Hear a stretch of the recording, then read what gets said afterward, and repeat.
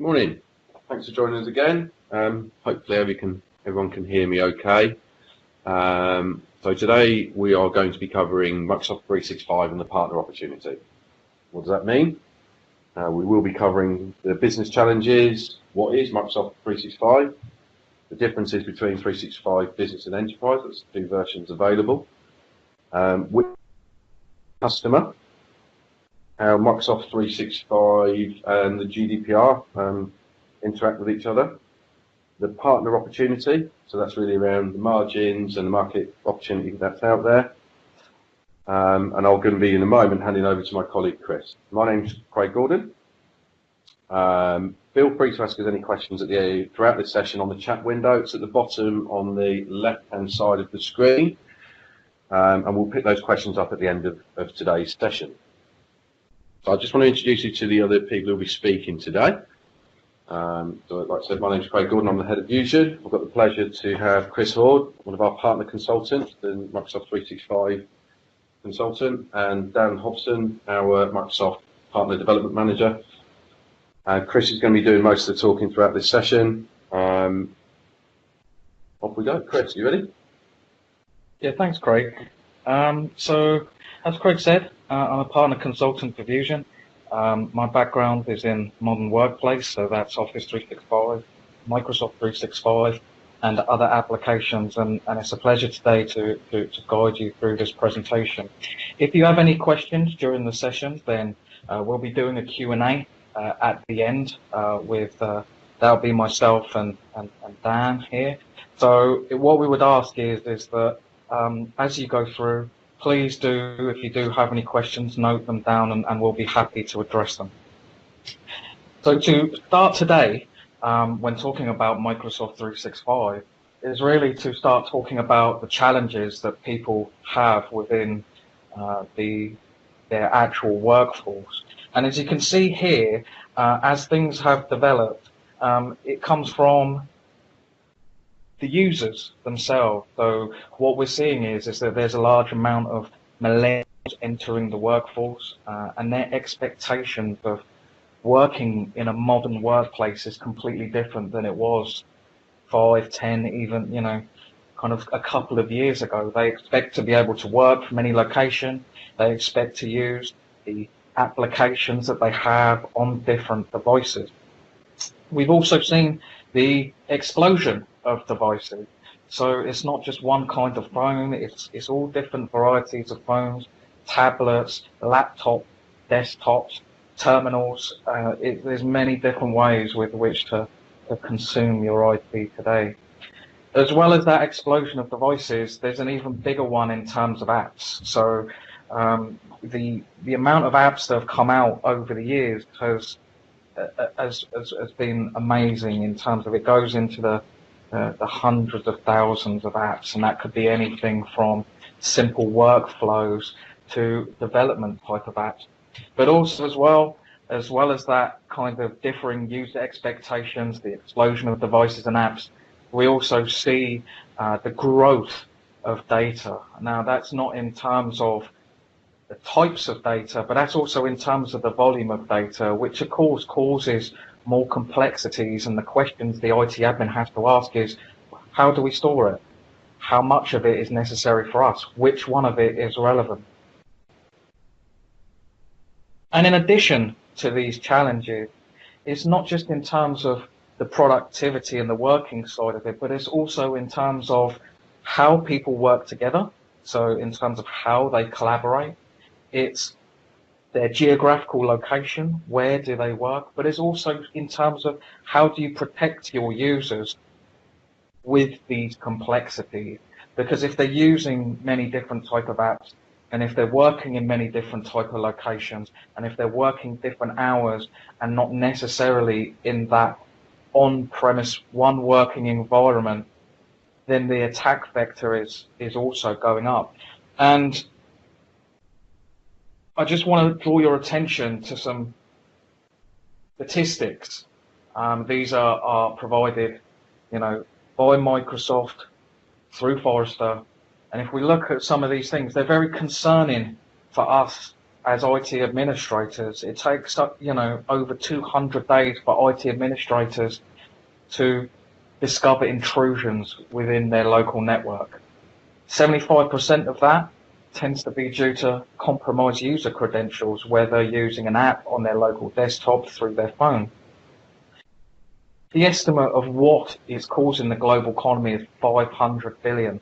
And a great example of that recently, if anyone's been reading, Uber. I mean, Uber is a well-known, they're a global company, and yet they had their databases hacked through lost credentials, which exposed many millions of users and taxi drivers' details as well.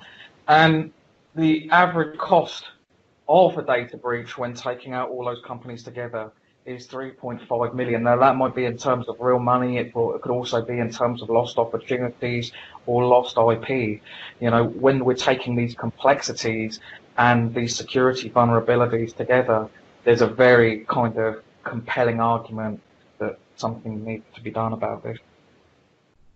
And so Microsoft are coming out and trying to tackle these complexities and tackle these challenges head on. And this is what we're calling addressing the needs of the modern workplace.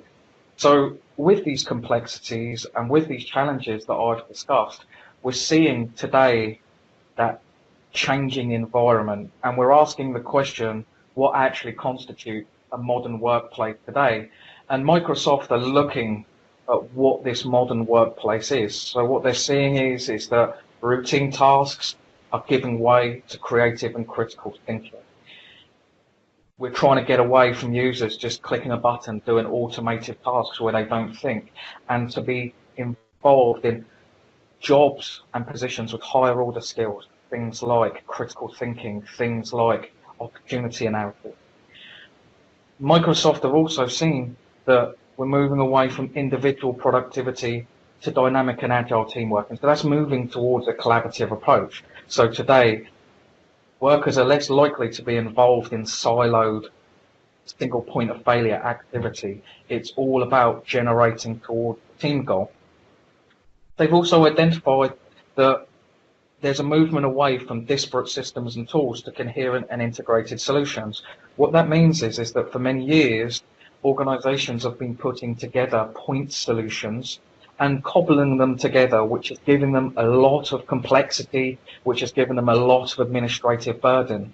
And there is a need of organizations to cut through and simplify that and to bring them together, which means less overhead, less investment, and a bigger return on investment for those organizations. But also as well is that they're seeing the modern workplace as being that which moves away from individual threats to sophisticated organizational breaches. So an example of that would be is that 5-10 years ago, an antivirus and anti-spam for your email would be enough because that would protect you against almost any threat.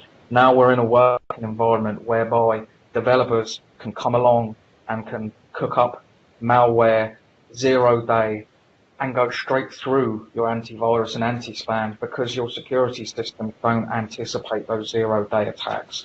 You're talking about ransomware as a service where people with very little education can log on and consume this and start their attacks at any point to any system. And this idea of the modern workplace comes at the same time as digital transformation, and that's Microsoft's big strategy about tackling those complexities and tackling those demands of that modern workplace. And their idea is to empower their employees, engage their customers, optimize their operations, and transform their products. I think this will be a good point to kind of hand over to Dan just to speak a little bit about digital transformation and Microsoft's take on that. Thanks so much, Chris. Yeah, when we look at the opportunity and the trends in the workplace, we understand that all companies are unique in their own way. They all have their own identities. But we're seeing some pretty common trends affecting culture of work and an employee's expectations on what a modern work environment provides. So in the context of enabling digital transformation, Microsoft 365 really touches on how companies are empowering their employees. Just to give you context and to look further at some of the stats, by 2020, millennials are going to account for over 50% of the workers, right? Millennials seek more open, collaborative workspaces. They have a greater sense of purpose, a deeper connection to their company's mission. And, people are asking for more touchdown types of spaces as opposed to a traditional office where they can easily interact and work with one another. And they want the option to work remotely anywhere at any time. And to do this, they need the tools, they need the digital workspaces to communicate, access their data, and stay productive. And, employers' expectations are changing too. So we're seeing a shift away from, routine office-based tasks to a way of operating that requires all employees to be creative and to think critically. And of course, and what's really important, Chris touched on that, are the security risks that have changed dramatically as well. So on the one side, there's pressure to have an open flow of information to drive productivity and teamwork and creativity. But on the other side, it's as critical as ever to protect your estate, because today these are really complex. They use advanced social engineering, and they target really everybody in the organization. Nobody is really safe. So we see this demand from customers who want to embrace these modern workplace trends and to use technology to empower employees to do their best. Thanks for that, Dan. So it really is our pleasure at this point to introduce Microsoft 365. And this was, as some of you may be aware, was introduced at Inspire last year. And before the history of Microsoft 365, it would be good to cover for a moment, because I think this is very telling. Microsoft 365 was previously called the Secure Productive Enterprise. And as Dan has just said there, those are the two big motions behind Microsoft 365. It is about security, it is about productivity, and it's about doing those things in the faces of the challenges and the demands that we have previously touched on. Microsoft see it as that complete, intelligent, secure solution to empower employees. So again, that's touching on security and that's touching on productivity. And Microsoft 365 is made up of three principal parts. The first is Office 365, which is the business productivity suite of applications, which include Exchange, which include SharePoint, Skype for Business, and of course the Office apps as well. The second part is Windows 10, which is the operating system for the devices that you use. And the third thing is the Enterprise Mobility Suite. And the Enterprise Mobility Suite is made up of a number of parts, which we will go through when looking at the SKUs, that can help your organization adapt and become that mobile workplace, whilst ensuring that you are standardizing application and that you're keeping more users more productive on the go. And what's important here to understand is that when we talk about Windows 10 in the context of Microsoft 365, that means an upgrade from Windows 7, 8 or 8.1 to Windows 10, just for clarification purposes. And the things that underpin Microsoft 365 with security and productivity, but it's also about having that creative environment for your new millennial workforce to work in more creative ways to achieve the goals that you want as an organization. It's about collaboration and about users working together with a system to be able to facilitate those outcomes. It's about simplicity in order to allow admins to achieve more and be able to have less administrative overhead. And it's also about improving security. So going back to that point about the fact that it's not just about simple security solutions, it's about introducing things that are now expected in the modern workplace. Things like multi-factor authentication, things like the ability to control your applications and control your documents. So that brings us now onto looking at the SKU themselves. And we'll start off with the first of three, which is Microsoft 365 Business. Now, Microsoft 365 Business is targeted towards those small businesses, those businesses that are in the segmentation of being under 300 users, with having more straightforward requirements in terms of having how they operate. And it really is all about simplifying it for the IT admin whilst getting the most out of those users. And from a background in small businesses, we know that those users need to be even as productive as those in large enterprises, because they tend to have more responsibilities per head. So inside Microsoft 365 Business, you get Office 365 Business Premium, you have Microsoft Intune, and you have Windows 10 Pro. So some of you might be familiar already with the Office 365 Business Premium package, being partners of Fusion. Business Premium includes email and calendar, so that's Exchange Online. It includes SharePoint Online, Guide for Business Online. It includes a workspace team, which is now very popular amongst organizations because it allows common spaces whereby projects or whereby directed workloads can be directed to. It also includes Yammer, which is enterprise social, in terms of almost like a Facebook for business, where you can post updates, where you can keep the rest of the organization updated on news. And that's really good if you're a small part of that company that needs to make your voice heard. But also, as well as the Business and Premium, contains the Office 365 business of Office application.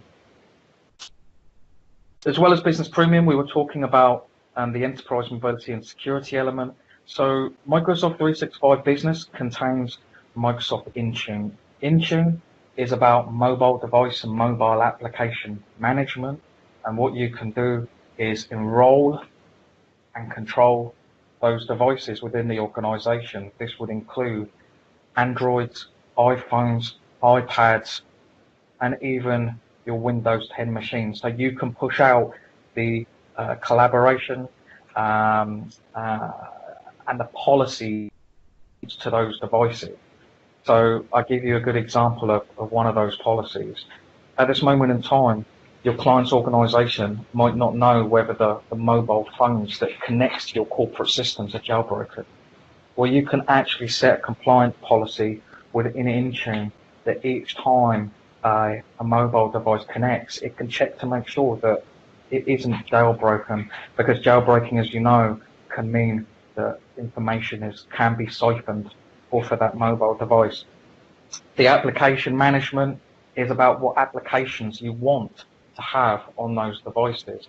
So if you want to have Outlook, if you want to have your Office apps, if you want to bar certain applications being downloaded from the stores that are linked to those devices. And again, the scenario may present itself where a user is siphoning information out of an application on the mobile phone like Dropbox. Well, you don't ever have to get to that point, because you can control those applications on those devices. So we can see already how important that is in terms of thinking about GDPR compliance. And you also have Windows 10 Pro. So Windows 10 Pro has enterprise endpoint security in terms of Windows Defender. You know, getting that included may be able to relinquish costs from those added point solution. If you do a current solution like Sophos, that's something that can be easily jettisoned outside the organization. But that endpoint security works in conjunction with Windows 10, with Business Premium, with Intune, in order to be able to link all of them up together. And it also contains the ability to join the device to Azure AD. And that's going to be important in the future going forward, as Microsoft sees Azure AD as the control point for identity for organizations going forward. So almost like traditionally, we've had on-premise AD. The idea in the future is that we will be moving to a model whereby Azure AD becomes the principal identity mechanism with which to control your apps and control your devices. And to have all that packaged together for a small business really is a winning solution. And I would be remiss if I stood here and said that for each particular part, organisations might either prefer or might either find the performance of one or two of those applications to be better by third-party vendors. So your organisation, for example, might have AirWatch for its, mobile device management solution. But the real point in this is that these are meant to work together. And there is nothing out there on the market right now when you can get all this in combination and that their strengths are magnified when they're working together.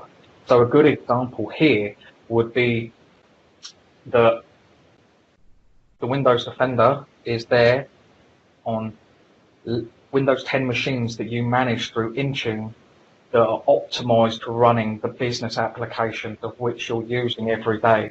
That then leads to increased productivity for the users and a greater return on investment for the business. That brings us on to the second SKU, which is Microsoft 365 Enterprise E3. So whereas we talked about Microsoft 365 Business for the small to medium business, this is designed, I think, in mind for mid-market and enterprise-sized clients, organizations that are over 300 users, that tend to have those more advanced needs in the business. They tend to have IT departments of their own that largely manage that organization and want the maximum possible productivity out of their workforce. But it is important to understand, before I talk about enterprise, that you can have a mix of these SKUs for your organization. You don't have to do all business. You don't have to do all enterprise. You might find going forward that organizations want a different SKU on a different user to perform a different role. And I'll cover that in some of the benefits later on. So Enterprise E3 contains Office 365 Enterprise E3, Enterprise and Mobility Suite E3, and Windows 10 Enterprise E3. Office 365 Enterprise E3 contains everything that the Business Premium does, but it contains the Pro Plus version. And that's quite important because the Office 365 Pro Plus can be used in RDS environments, but it can also be used in conjunction with things like Azure Information Protection. So in order to mark your documents on the spot as to what should be done and who can access and who has permission over that documentation. It also has Delve Analytics. Delve Analytics is an amazing tool for being able to analyze not only self-performance, but to also analyze the activity of your staff. What are they doing on a given day? Now, we would never say that this should be used in almost a Big Brother event, but sometimes with such the demands of the modern workplace, some users can, for example, get lost or come off track in terms of what they are doing. But also, as well as it helps IT managers and the senior managers be able to manage more effectively, to help people develop their career paths, to help those users adapt to different workloads that need to go on a day-to-day basis. So we ourselves use Delve Analytics, and it's really been revolutionary in how we make most out of our day, how we can take ownership of our own performance, and how we ourselves can look top down to how to improve what it is that we're actually doing. But also as well, E3 also contains security and compliance features. So one of those is data loss prevention. Data loss prevention policies, particularly with GDPR, are becoming increasingly important for organizations to implement, because you don't want users sending out personal information such as credit cards, such as information like, where customers live or their personal information that off. You can now control that through Office 365 Enterprise E3. The Enterprise Mobility and Security E3, that contains every aspect of enterprise, of mobility and security of EMS. If you haven't already engaged with EMS now, again, because of GDPR, and because of the movement towards a modern workplace, it's a really good time to be able to get engaged, because these elements are really, really powerful in driving organisations forward, and to better administer them. So one of those aspects is Azure Active Directory Premium P1. That's designed in terms of controlling applications, cloud applications for single sign-on. So an example here would be is that your client would be using Twitter as a cloud application. That would be completely outside of Office 365. But chances are, and what we find is that the marketing manager of that organization manages the password. Now, what happens if that marketing manager left, and took that password with her? You would never be able to get back in your Twitter cloud application, which is really important in consideration that that's a point where your customers engage with you. So Azure Active Directory can control access to that application and bring it in to be distributed amongst your users as to who actually needs it, so that you can offload a lot of remembering passwords for users and give them a single sign-on experience through Azure AD. It gives the control back to the IT admin. It begins to rein in that shadow IT that's being used inside the organization. So as well as Azure AD, we again have the full version of Intune, what we have in business. So that full version of Intune gives a lot more policies, gives a lot more ability to configure it with enterprise. We have Azure Information Protection. Azure Information Protection is there to protect documents and protect your IP.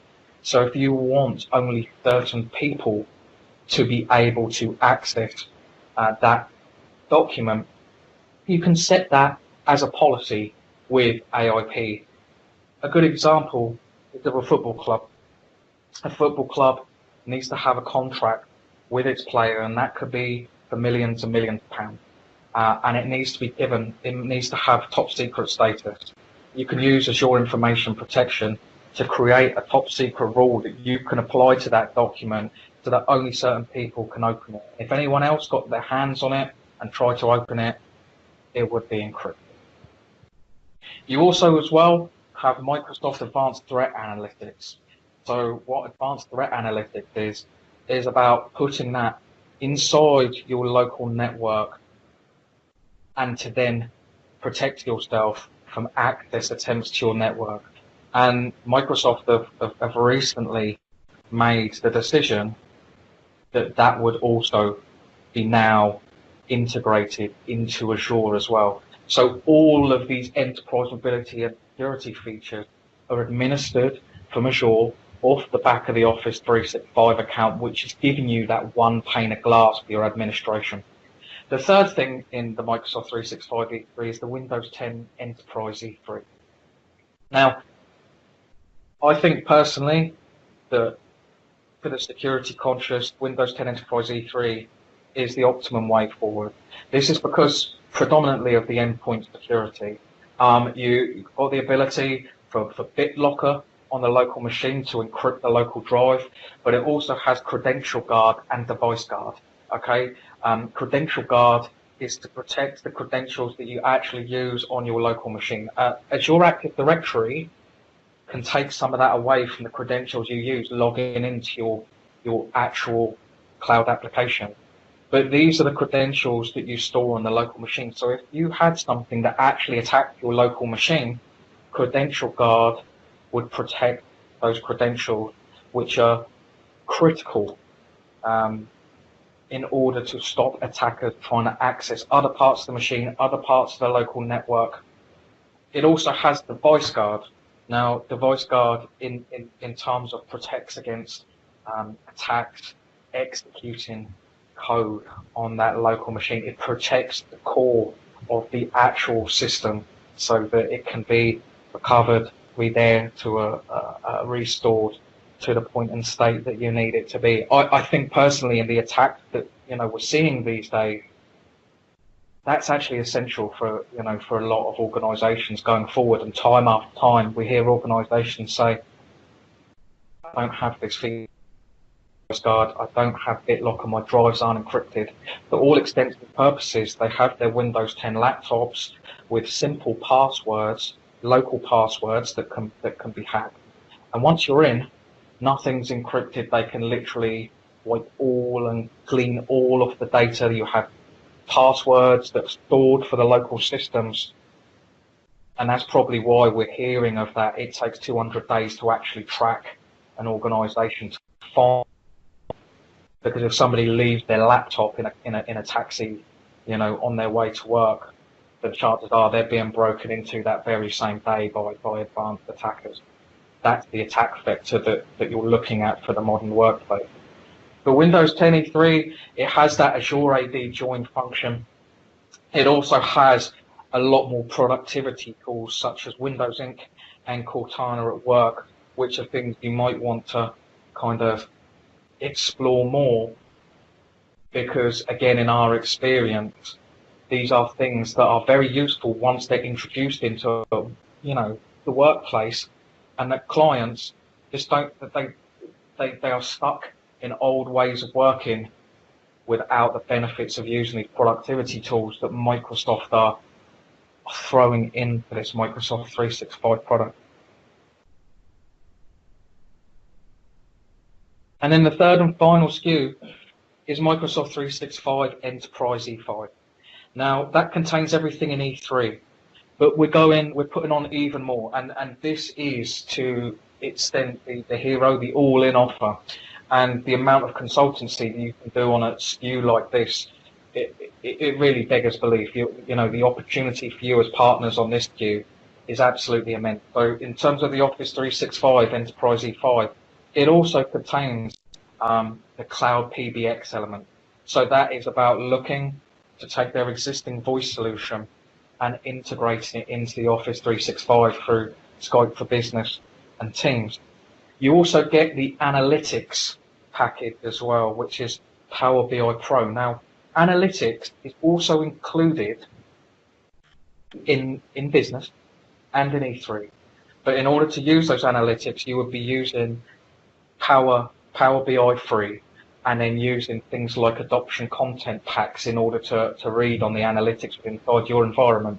But Power BI Pro really takes this to another level. So Power BI Pro can not only take from your 365 application, but it can also take data from such sources as SQL databases on site, from other local application databases on site, through several other cloud applications that are running as well. And the idea of Power BI Pro is there not only for analyzing performance of users, but it's also a decision-making tool for key stakeholders within the business. It allows you to not only put that data together from multiple sources, but one of the most powerful features is it allows you to visualize that data. So it really is optimal for finance teams, for sales teams, for metrics on operational teams. Those are the kind of things which I think are, pretty essential, because I would consider the modern workplace to be one that's data driven, and one that senior leadership team can make sound decisions based on what the metrics tell them, as opposed to making loose decisions based upon gut feeling. You also have the security client software that's in there. You have advanced threat protection. Advanced threat protection would layer on top of Exchange Online protection and protect you against those zero-day attacks that come through attachments and come through malicious URLs. You would have, access to threat intelligence and advanced security management. Those are really, really clever pieces because they can show you where the attacks are actually coming from. But let's say that you have a user that's based in Spain and logged in Madrid at 12 o'clock tomorrow, and then 2 hours later you have the same user that logs in China, only 2 hours later from logging into Madrid. Advanced security management will analyze that and be able to trigger notifications to say that this is a great example of a breach to the actual your corporate asset.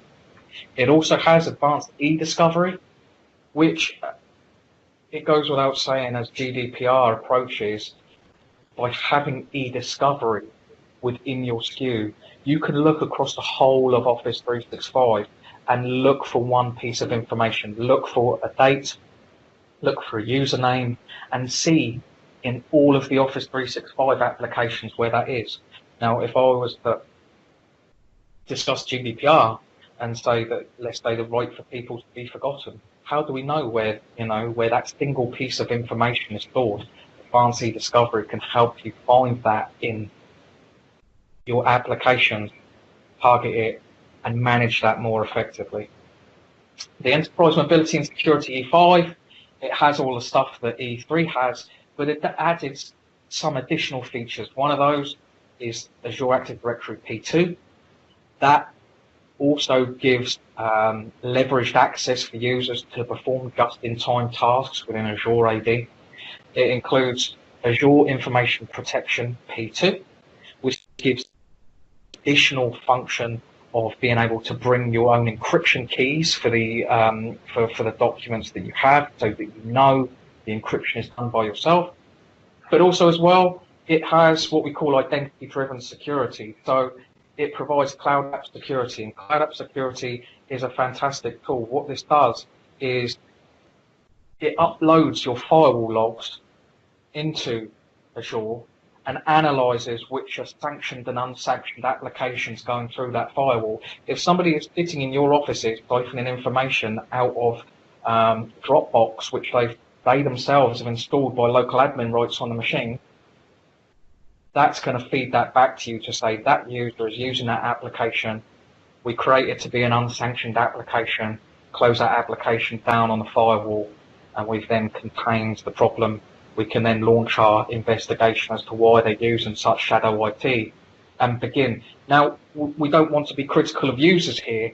Users sometimes think that they're doing the right thing, but they expose the organization without knowledge because they are not fluent in terms of compliance practices.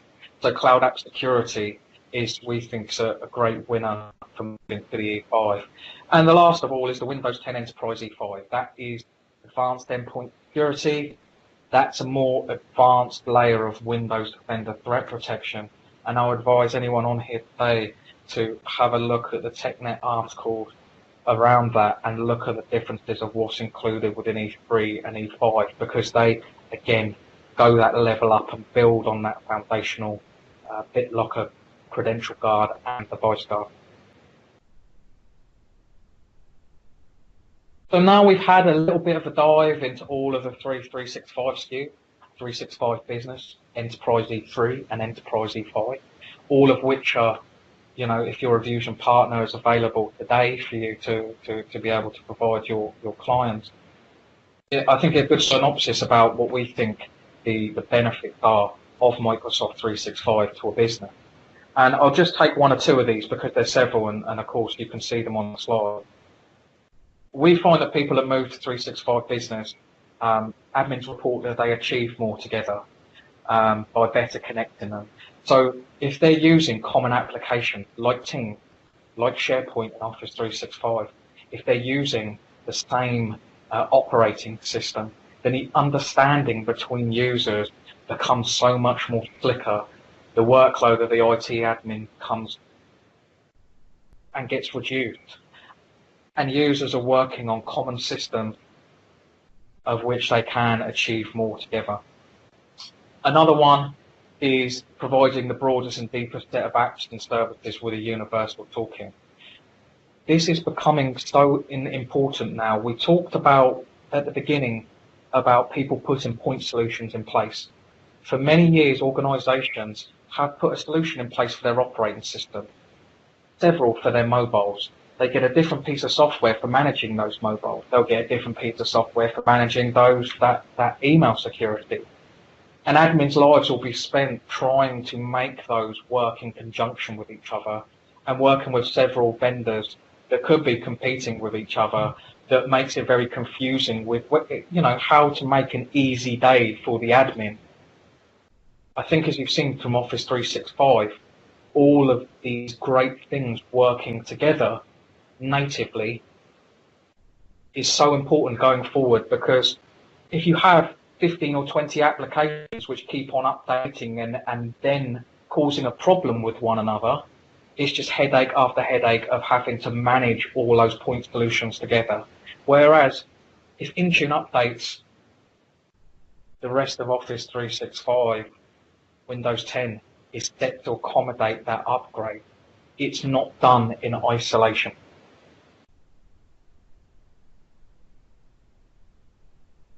And so that now then comes around to one of the biggest benefits of we think as Microsoft 365, and that it's adherence to GDPR.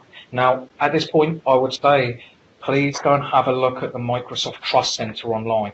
All you would need to do is put in Microsoft Trust Center to the browser. It'll be the first click up, and Microsoft will explain how every aspect of Microsoft 365 and its particular parts complies to GDPR, that it's a GDPR compliant platform.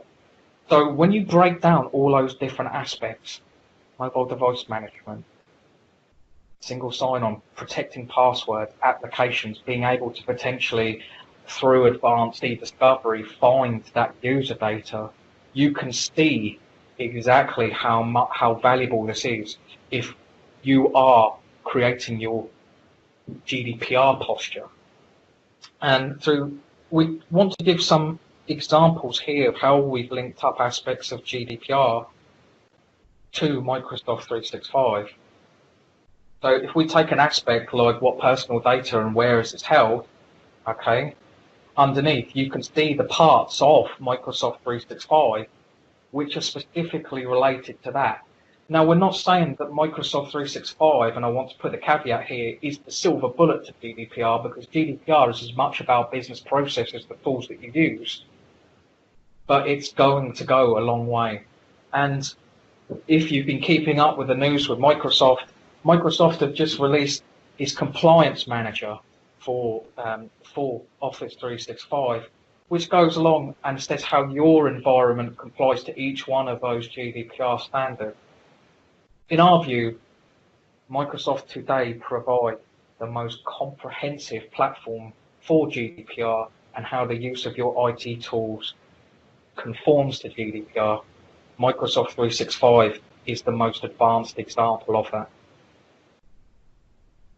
So the opportunity for partners, okay?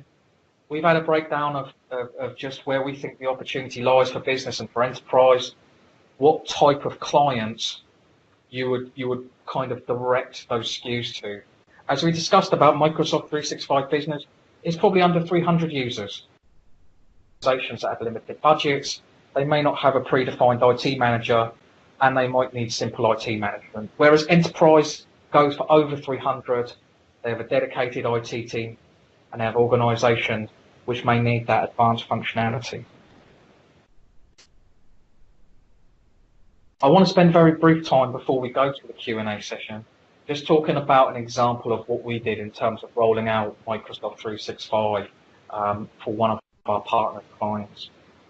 And it's very important that we come to you today, not just saying why it is and what it is, but that we've got experience of doing this. And we ourselves were on all of the programs with Microsoft, the advanced programs, and to do the rollout of these in advance of the market. So we have a lot of experience already in terms of going to Microsoft 365. So we had an organization that was 40 users that was based in 2 locations in Lincoln and Gatwick, and they already had Office 365, but they wanted, or their problems meant that they were ideal for Office for Microsoft 365 Business. They had several versions of Windows, 7 and 10. They had no mobile device management whatsoever for all they knew. One of their users could have gone down cash converters, bought up a ninth-hand iPhone, and it could have been jailbroken and already had malicious software on it. They also had a culture of wanting to go all cloud. And that's an important point because some of your users might already have Office 365. So by going, they might already be on the path to going to Microsoft 365. So the solution we put in place was that we upgraded them to Windows 10 Pro Creators Edition. We connected all those users to Azure AD. We rolled out and enrolled all their devices, including the Windows 10 devices, into Intune. And then we enforced the compliance and configuration policies across the organization. And I just want you to give, this is the feedback that we've got, and that organization has gone on to do a case study with Microsoft because they were so impressed in terms of what this had actually given them. And again, we don't only want to convey our experience, but we want to convey what local admins actually think about that. So in terms of the final thing is the partner opportunity, we said about each of the SKUs, but this is what you can do in addition to Microsoft 365. So you're not already thinking about the rolling out and what they can give your clients.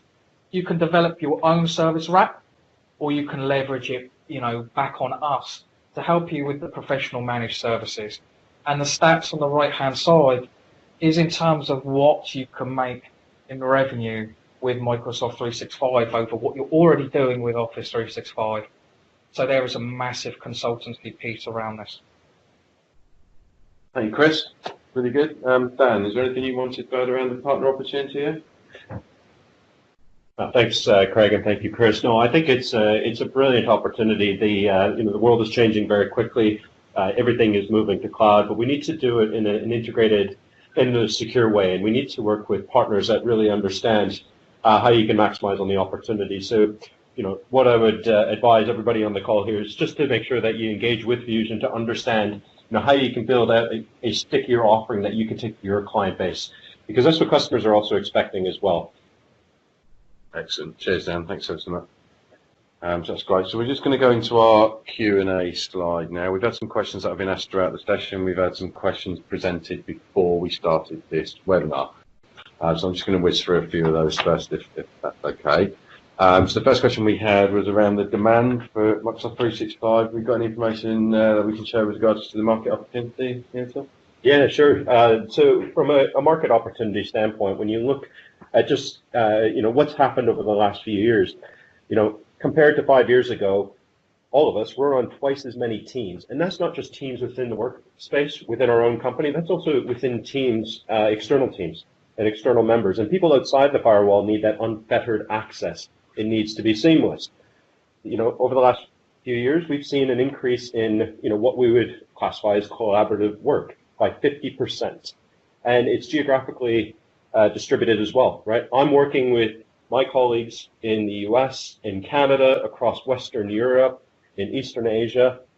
And again, it needs to be seamless. It needs to be an integrated, and it needs to be a secure experience. And finally, those of us, especially, in the new services economy, are 5 times more likely to be operating in some sort of high-performing role. And it's a very diverse workforce with, different expectations. I talked about the millennial opportunity at the beginning of the webinar, and this is real, right? And we really need to pay attention to this. Employers need to be paying attention to this. And, the greatest opportunity for everybody on this call is to, get enabled around that message and go out and be able to, based on the Microsoft 365 suite of solutions. Brilliant. Thank you, Dan. And Chris, just picking up on, you mentioned this earlier on, I think, on the iSalon example, but how do people move to Microsoft 365? What's the options available to people? Obviously, there's a lot of people on Office 365, but what do they do? There are multiple ways to move to Microsoft 365. So we've seen, I'm going to give 3 main examples. The first one is if you don't have Office 365 or any of the aspects at all. So you can come in and do a whole digital transformation piece. I'll give you an example. The client can be on a Exchange on-premise server. They could have SPLA licensing for their Office, and they could have no enterprise mobility solution in place. So you would take them on that whole journey through each of the 3 core aspects that are contained within Microsoft 365. Alternatively, you've got clients that are already on that journey. So I think we all know, and our partners know, that Office 365 now is the business productivity suite of choice. So many organizations already have it. And already having Office 365, they're already on that journey to Microsoft 365. So that would be coming at it from a Windows perspective and an enterprise mobility. But it doesn't just have to be, and that comes to the third way, about Office. It could be that they come in and start from Windows 10 and then bring in Office 365 and the Enterprise Mobility Suite. So there are several ways to get there. It's a journey. It's about the story of digital transformation within the organization. Great, thanks, Chris. And Dan, question for you, if that's all right. So why Microsoft, regarding Microsoft 365 as the hero product? I mean, obviously we've seen there's lots of features and benefits of the suite, if you like. But why in particular is it a standout one for Microsoft this year? Yeah, well, I think it's really at the forefront around driving digital transformation within the modern workplace. And just to give you a few stats to really make this feel real, right? Right now, Microsoft has over 100 million monthly active users on Office 365. We've got over 500 million monthly active devices running Windows 10, 250% growth in cloud data stored in SharePoint, and 60 billion authentications per month in Azure Active Directory, right? So the opportunity is definitely here, it's definitely now. Brilliant. Yeah. And then I guess the last question is, what's next for Microsoft 365? So, we got any insight that we can share with regards to where we think this is going to be going next? Yeah, I mean, in terms of like Azure, I mean, people would probably want to go and refer to the Office 365 roadmap online, but also the one for each constituent part of Microsoft 365, and it's something that's continuously in development. The amazing thing I think about Microsoft at the moment is that they're so receptive to the feedback that organisations have. They take that feedback and they're continually improving the organisation, and features are continually released. Now, in the future, we believe that the business SKU, for example, is going to have even more added to it. I mean, just recently they added all the business productivity apps like MileIQ, To Do, on a regular basis. So it's going in a development kind of, but also the wider market are starting to patch in all their applications to Office 365 and Microsoft 365. A good example of that is our partners will know that we do Semantic or Mimecast or something, and they are all working into that solution. So the opportunity really for partners is huge. I mean, that's going to continue to grow. So we anticipate Microsoft 365 will be the new Office 365. Brilliant. Thank you, Chris. Right, we're going to break out into some of the questions now that were raised in the session. So first question from Ian, thank you, Ian. Is the security of Microsoft 365 sufficient without the addition of additional hardware security solutions for networks, etc.? I guess that's a double-edged answer we can give to that. It depends on what you configured and what you turned on, I guess. Chris, what's your thoughts on that? I mean, you're still going to need some additional hardware security. I mean, I think that with any solution, you shouldn't. It's kind of like we were talking about GDPR, and that Microsoft 365 is not going to cover every aspect of GDPR because it's about an IT tool set as opposed to being about business processes. And that's the same way that you can look at it in terms of security. So Microsoft 365, as you've seen, is multi-layered in terms of security. Some of the features by taking it you can do is that credential guard, device guard, BitLocker, you can do multi-factor authentication, you can do data loss prevention policy, you can do encryption of email, encryption of documents. There is many security features within that. But that's not going to put out for doing a corporate firewall, for example. I mean, it doesn't. You're still going to have a need for that. So, what you would need to do is to break down Office 365. You can transition to the kind of the security solutions that it does provide, but there is still going to be a remainder that you're still going to need to do in addition to that. And that should be as it is. One thing shouldn't hold everything for the organisation. I guess it really depends on where they are in the journey and how much stuff we're on and off. If there's on-premise stuff left, you still need that multi-layered approach in reality. Absolutely. And thanks, Chris.